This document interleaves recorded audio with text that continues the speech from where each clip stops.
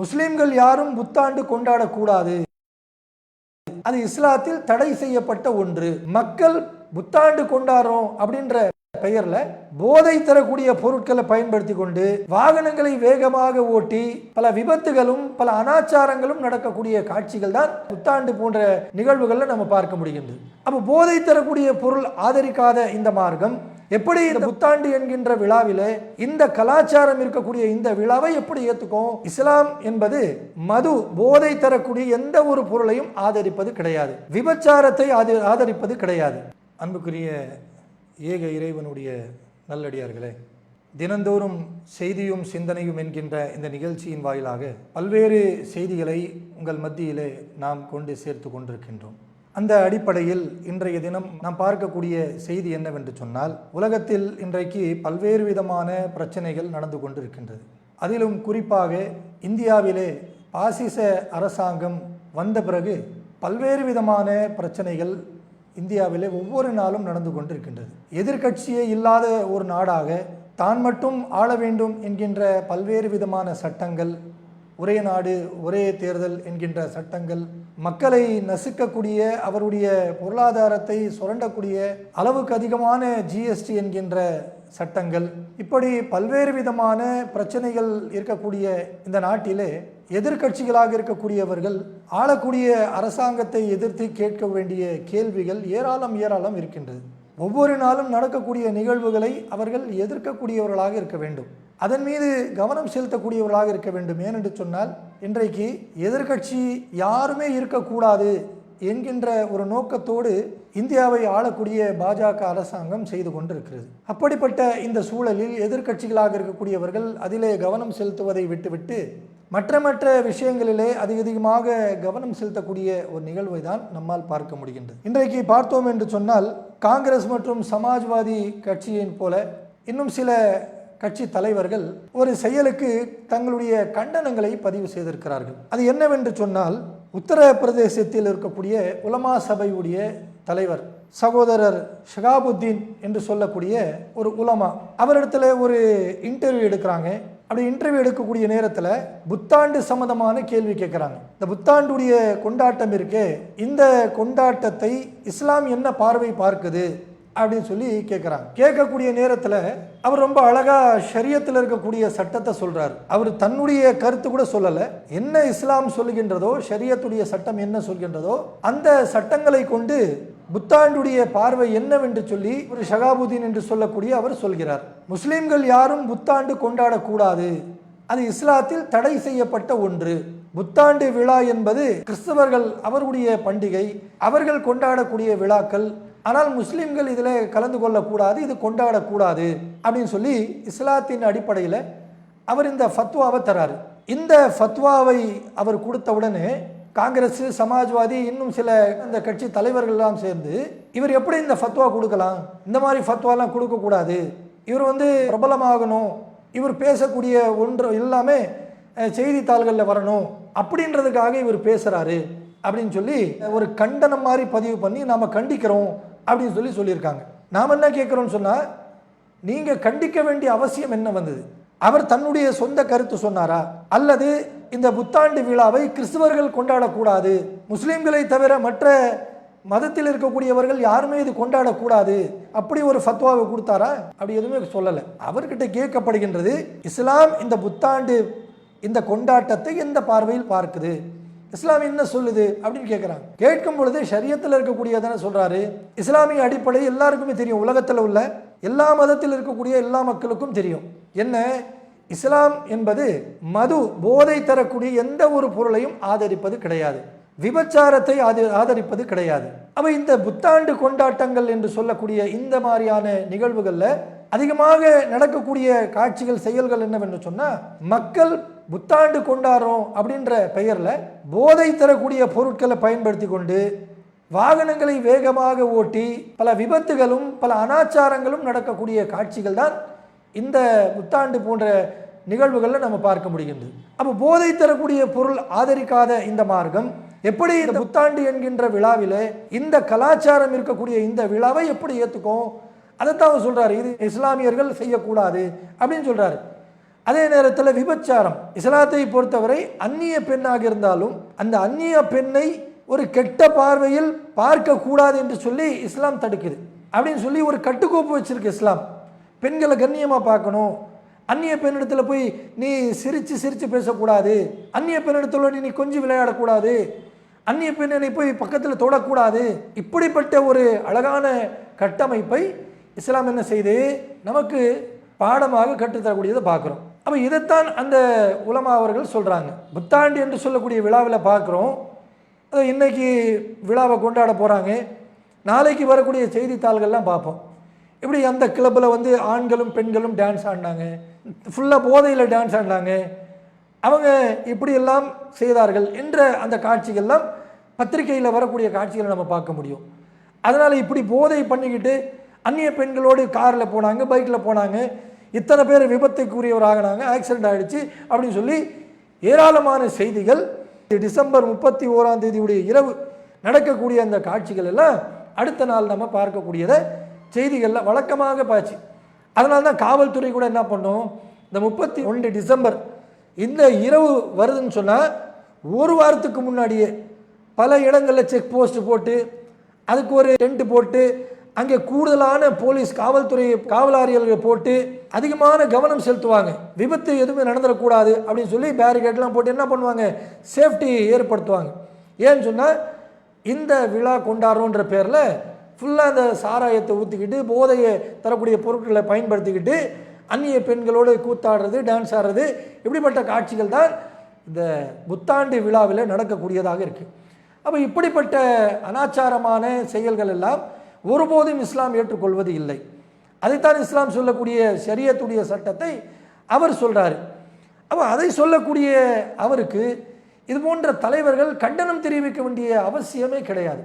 உண்மையிலே நீங்கள் கண்டனம் தெரிய வைக்கணும்னு சொன்னால் யாருக்கு தெரியப்படுத்தணும், யார் ஒருவர் தன் மதத்திற்காக அடுத்த ஒரு மதத்தில் இருக்கக்கூடியவர்களை காயப்படுத்துகிறாரோ, நீ இப்படி தான் செய்யணுன்றது சட்டத்தை அவர் மாற்றி அமைக்கிறாரோ அவர்களாக அந்த நீங்கள் கண்டிக்கணும். யோசிச்சு பாருங்க, சில மாதங்களுக்கு முன்னால் யூபி உத்தரப்பிரதேசத்தில் இருக்கக்கூடிய அந்த மாநிலத்துடைய முதலமைச்சர் திரு யோகி ஆதித்யநாத் அவர்கள் ஒரு இன்டர்வியூ ஒன்று கொடுக்குறாரு. என்ன அந்த இன்டர்வியூவில் சொல்கிறாருன்னு பார்த்தா, வெள்ளிக்கிழமை அன்னைக்கு ஹோலி பண்டிகை வருது. ஹோலி பண்டிகை என்பது வருஷத்தில் ஒரு நாள் வரக்கூடிய பண்டிகை. அந்த பண்டிகையை நம்ம காலையிலேருந்து ஆரம்பித்து மதியம் வரைக்கும் நம்ம அந்த பண்டிகையை கொண்டாடுவோம் அப்படின்னு சொல்லி அதை சொல்லிட்டு சொல்கிறாரு. வெள்ளிக்கிழமை அந்த ஹோலி பண்டிகை வரதுனால ஹோலி பண்டிகை கொண்டாடக்கூடியவர்களுக்கு எந்த ஒரு டிஸ்டர்பன்ஸ் இருக்கக்கூடாது, எந்த ஒரு இடையூறு இருக்கக்கூடாது அப்படின்னு சொல்லிட்டு அடுத்ததாக என்ன சொல்கிறாருன்னா, அன்னைக்கு வெள்ளிக்கிழமை இருக்கிறதுனால முஸ்லீம்கள் மதியம் போய் தொழ போவாங்க.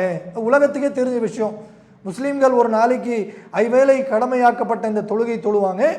சிறப்புக்குரிய தொழுகையாக வெள்ளிக்கிழமையுடைய அந்த மதிய தொழுகை வந்து தொழாத மக்களும் அன்றைக்கு தொழுவதற்கு வருவாங்க பள்ளிவாசலை நோக்கி. அந்த தொழுகையை நோக்கி சொல்கிறாரு. முஸ்லீம்கள் தொழக்கூடிய அந்த தொழுகை என்பது நேரம் குறிப்பிட்டது. அந்த நேரத்தில் தொழுதாதான் அந்த தொழுகை, அந்த நேரத்தை தாண்டி தொழ முடியாது. நேரம் நம்ம விட்டுட்டோம்னு சொன்னால் அவ்வளவுதான், முடிஞ்சிருச்சு. அப்படிப்பட்ட அந்த தொழுகையை யோகி ஆதித்யநாத் அவர்கள் என்ன சொல்கிறாருன்னு சொன்னால், ஹோலி பண்டிகை வெள்ளிக்கிழமை வருவதனால நாம் காலையிலேருந்து சாயந்தரம் வரைக்கும் அந்த ஹோலி பண்டிகை கொண்டாடுறதுனால ஒரு நாள் அந்த வெள்ளிக்கிழமை உடைய அந்த தொழுகையை 1 மணிக்கு தொழக்கூடிய அந்த தொழுகையை 4 மணிக்கு தொழ சொல்லுங்க.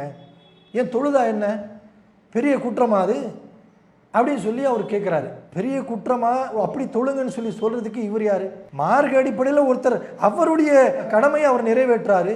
அவர் மதத்தில் என்ன சொல்லப்பட்டிருக்கோ அந்த செயலை அவர் கடைபிடிக்கிறாரு. அதை நீ இப்படி செய்யக்கூடாது, நீ இப்படி மாற்றி அமைக்கணும் அப்படின்னு சொல்றதுக்கு இவர் யாரு? அதை கண்டிச்சாங்களா? இன்றைக்கு காங்கிரஸ் கட்சி தலைவர்கள் மற்ற கட்சி தலைவர்கள்லாம் வந்து கண்டிக்கிறாங்களே இந்த ஃபத்வாவை கொடுத்த அந்த உலமாவை பார்த்து நான் கேட்குறேன், அன்னைக்கு இவர் ஒரு இந்துவாக இருந்துட்டு முஸ்லீம்களுடைய அந்த வணக்க வழிபாடுகளை நீங்கள் அந்த நேரத்தை மாற்றி அமைக்கணும், நீங்கள் அந்த நேரத்தில் தொழுறதை விட்டுட்டு 4 மணிக்கு போய் தொழுவுங்க அப்படின்னு சொன்னார். அப்படிப்பட்ட ஒரு வார்த்தை பேசக்கூடிய அவரை கண்டித்து இந்த சமாஜ்வாதி கட்சி சில தலைவர்கள், காங்கிரஸ் உடைய சில தலைவர்கள், இன்னும் சில கட்சியுடைய தலைவர்கள்லாம் கண்டனம் தெரிவித்தாங்களா? நீ சொல்கிறது தவறுன்னு சொல்லி சொன்னாங்களா? அதெல்லாம் சொல்கிறதுக்கு வாய் வரலை, அதெல்லாம் சொல்கிறதுக்கு இவங்க முன் வரலை. ஆனால் என்ன, இன்றைக்கி ரொம்ப ஃபேஷன் ஆகிடுச்சு. முஸ்லீம்கள் எது செய்தாலும் உடனே கண்டிக்கணும், முஸ்லீம்கள் எது செய்தாலும் அது செய்யக்கூடாதுன்னு சொல்லி தடை விதிக்கணும் அப்படின்றது ஒரு ட்ரெண்டாக மாறிச்சு. இந்த மாதிரியான செயல்கள் எல்லாம் இவர்களுக்கு தான் ஆபத்து. இன்றைக்கு முஸ்லீம்களுடைய ஷரியத்துடைய ஒரு விஷயத்தை எடுத்து அது ஃபத்வாவாக சொல்லும் பொழுது, மக்களிடத்தில் எடுத்து சொல்லும் பொழுது நீங்கள் தலையிட்டீர்கள் என்று சொன்னால் மக்கள் பார்த்துட்டு இருக்காங்க. யாரு? முஸ்லீம்களை சொல்லலை, முஸ்லீம்களுக்கு தான் அவங்கள பற்றி தெரியுமே, முஸ்லீம் அல்லாத மக்கள் பார்த்துட்டு இருக்காங்க. இவங்க ஏன் போய் அவங்கள நோண்டுறாங்க? இவங்க சும்மா அவங்க பண்டிகை அவங்க பாட்டு கொண்டாடுறாங்க, அவங்களுடைய மக்களுக்கு தானே அறிவுரை சொல்கிறாங்க. மார்க்க அடிப்படையில் இருக்கக்கூடிய அந்த விஷயத்தை தன்னுடைய மக்களுக்கு சொல்கிறாங்க. அப்படி சொல்லக்கூடிய அவர்களுக்கு இவங்க கண்டனம் தெரிவிக்கிறாங்கன்னு சொல்லி யாரெல்லாம் இந்த மாதிரியான விஷம செயலை செய்கிறார்களோ அவர்களுக்கு இஸ்லாமியருடைய தொப்புள் குடி உறவுகளாக இருக்கக்கூடிய இந்துக்கள், கிறிஸ்துவர்கள், பௌத்தர்கள், சீக்கியர்கள் அனைத்து மத மக்களும் கூர்ந்து கவனித்துட்டு இருக்காங்க. இப்படி நீங்கள் தேவையில்லாத விஷயங்கள்லாம் மூக்கு நுழைத்து இப்படியெல்லாம் நீங்கள் கண்டனம் தெரிவிச்சிங்கன்னு சொன்னால் இதனுடைய பாதிப்பு உங்களுக்கு எப்போ தெரியும்னு சொன்னால் அடுத்த ஒரு தேர்தல் சந்திப்பீங்களே அந்த நேரத்தில் மக்கள் உங்கள் மீது வெறுப்படைந்து இவர்கள் தோல்வியை சந்தித்து எதிர்கட்சியாக இருக்கும் பொழுது இப்படி ஒரு பிளவான செயல்களை செய்யக்கூடியவர்களாக இருந்தாங்களே, இவர்களுக்கு நாம் ஓட்டு போட்டு ஜெயிக்க வச்சா இவங்க என்ன செய்வாங்க அப்படின்னு சொல்லி அந்த நேரத்தில் உங்களுக்கு என்ன செய்வாங்க, அதற்குரிய பதிலை கொடுப்பாங்க. அதனால தான் இன்றைக்கு எதை செய்தாலும் கவனமாக செய்யணும். இன்றைக்கு ஆளக்கூடிய பாஜகவுடைய அரசாங்கமே பாருங்களேன், ஒவ்வொரு படியாக ஒவ்வொரு தேர்தலில் படிப்படியாக தோல்வியை சந்திச்சுக்கிட்டு இருக்காங்க, சரிந்து கொண்டிருக்கிறாங்க. என்ன காரணம்ன்றீங்க? இந்துக்களுக்கு நாங்கள் தான் பாதுகாப்புன்னு சொல்லி இந்துக்களுக்கு பாதுகாப்பாக அவர்கள் எதையும் செய்யவில்லை. ஆனால் இந்துத்துவா என்ற பெயரிலே, இந்துக்களுக்கு நாம் அரணாக இருக்கின்றோம் என்ற பெயரிலே முஸ்லீம்களுக்கு ஏராளமான பாதிப்புகளை ஏற்படுத்துவது, இஸ்லாமியர்களை நசுக்குவது, இது போன்ற காட்சிகளை இந்தியாவில் பெரும்பான்மையான மக்கள் விரும்பலை. விரும்பாத செயல் அவர்கள் செய்த காரணத்தினால்தான் இன்றைக்கு ஒவ்வொரு தேர்தலையும் படிப்படியாக தோல்வியை சந்திச்சுட்டு இருக்காங்க. இன்றைக்கும் அவர் திருந்தலை. இன்றைக்கு ஆளக்கூடிய பாஜக அரசாங்கம் இவ்வளவு சரிவுகளை கண்டும் அவர்கள் திருந்தலை. அதனால் வரக்கூடிய தேர்தலில் அவங்களுடைய நிலைமை என்னன்றது உங்களுக்கு தெரியும். இப்படிப்பட்ட நேரத்தில் இது போன்ற சர்ச்சையான கண்டனங்கள், சர்ச்சையான பேச்சுக்களை எல்லாம் எதிர்கட்சிகளாக இருக்கக்கூடிய உங்களை இஸ்லாமியர்கள் ஒரு மிகப்பெரிய ஒரு கண்ணியமான இடத்தில் வைத்து உங்களை பார்த்துட்டு இருக்காங்க. இன்றைக்கு நீங்கள் எதிர்கட்சிகளாக உட்கார்ந்துட்டு இருக்கீங்களே, இந்த எதிர்கட்சிக்கான அந்தஸ்து கூட இந்தியாவில் உள்ள பெரும்பான்மையான இஸ்லாமியர்கள் உங்களுக்கு வாக்களித்த காரணத்தினால்தான் இன்றைக்கு நீங்கள் எதிர்கட்சிகளாக உட்கார்ந்துட்டு இருக்கீங்க. முஸ்லீம்கள் கூட உங்களுக்கு ஓட்டு போடலன்னு வைங்க, எதிர்கட்சியாக கூட நீங்கள் வர முடியாது. அப்போ நீங்கள் எதை சொல்வதாக இருந்தாலும் அதை நீங்கள் கூர்ந்து கவனிக்கணும். ஒரு கட்சியுடைய ஒரு பொறுப்பில் இருக்கீங்க, ஒரு தலைவராக இருக்கீங்கன்னு சொன்னால் எதை சொல்வதாக இருந்தாலும் அதில் என்ன சாராம்சம் இருக்குது, எதை நோக்கி அவர்கள் சொல்கிறார்கள் என்பதை கூர்ந்து கவனிக்க வேண்டும்.